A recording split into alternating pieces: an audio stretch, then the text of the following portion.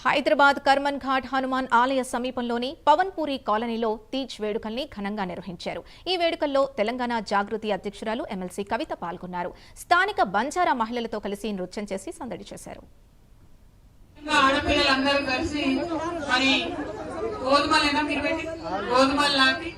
వాటిని 9 రోజులు ఉంచి మంచిగా మొలకలైన తర్వాత ఊరేగించి మరి మా జీవితం బాగుండాలని కోరుకుంటారు.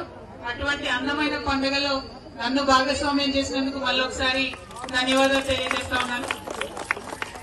9 రోజులు ఎట్లయితే బతుకమ్మ చేసుకుంటామో అట్లానే 9 రోజులు తీజ్ చేసుకుంటాం. కానీ 9 రోజులు వేరే వేరే ప్రాంతాల్లో వేరే వేరే సమయాల్లో చేస్తాం కాబట్టి అందరం ఒక దగ్గరికి రాలేకపోతున్నాం. కానీ బంజారా సంస్కృతిలో భాగమైన ఈ తీజ్ ఫెస్టివల్ ని కూడా ఫ్యూచర్ లో రాష్ట్ర పండుగగా గుర్తించడానికి మా వంతు ప్రయత్నం మేము చేస్తామని తెలియజేస్తా ఉన్నాను. ఇప్పుడు మీకు తెలుసు, ఉన్న ప్రభుత్వం ఏం పని చేస్తలేదు. కనీసం ఇదివరకు ఉన్నట్టు నీళ్లు కరెంటు కూడా ఇచ్చేటటువంటి పరిస్థితి లేదు.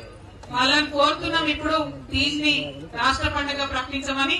వాళ్ళు ప్రకటించకపోతే మళ్ళా వచ్చేది మనమే, మళ్ళా వచ్చేది కేసీఆర్ ప్రభుత్వమే. కాబట్టి ఖచ్చితంగా అప్పుడు మనం ముఖ్యంగా ఆడపిల్లలందరూ కలిసి మరి గోధుమలు